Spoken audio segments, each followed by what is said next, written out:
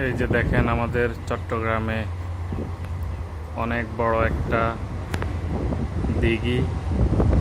এটা হচ্ছে বাংলাদেশ রেলওয়ের মালিকানাধীন। এটা হচ্ছে চট্টগ্রামের নামকরা বিখ্যাত ভেলুয়ার দিঘি। এই যে পাশে ট্রেন যাচ্ছে দেখেন। আমি সকালবেলায় ফুটবল খেলতে গেছিলাম মাঠে।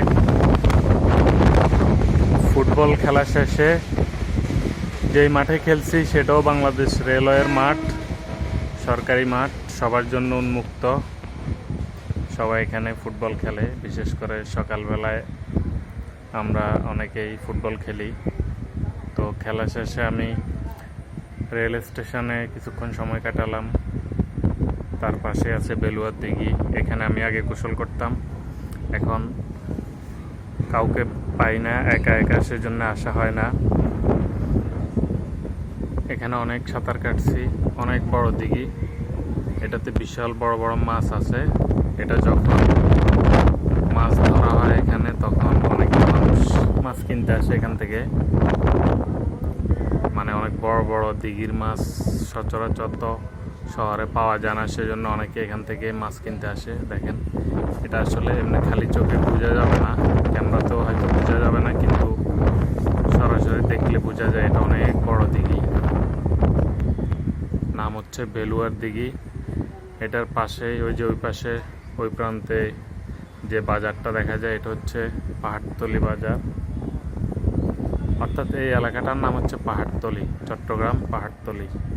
পাহাড়তলি রেলওয়ে শাহজাহান মাঠ, পাহাড়তলি রেল স্টেশন, তারপরে পাহাড়তলি বেলুয়ার দিঘি, এটা নাম করা। আমি যেখানে বসে আছি এটা হচ্ছে এই দিঘিটার উপরেই একটা মসজিদ। মসজিদের এই যে মসজিদের অজুখানা। তো আমি এখানে বসে ভিডিও করতেছি। এই যে মসজিদের তালা মারা, মসজিদের অজুখানার পানিগুলো সব দিঘিতে পড়ে। এই যে এদিক দিয়ে দেখেন। তো ভিডিওটা আপনাদের জন্য করছি, ভালো লাগলে লাইক দিবেন, কমেন্ট করবেন। আর আমার এটা কোনো চ্যানেল না, সুতরাং সাবস্ক্রাইব করার দরকার নাই।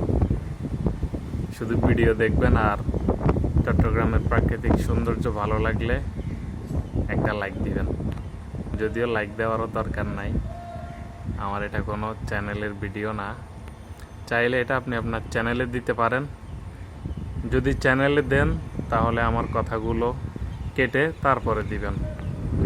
আর যদি কথাগুলো কাটতে না পারেন তাহলে দেওয়ার দরকার নাই, এমনিতে আপনি দেখলেই হবে বা আপনারা দেখলে হবে।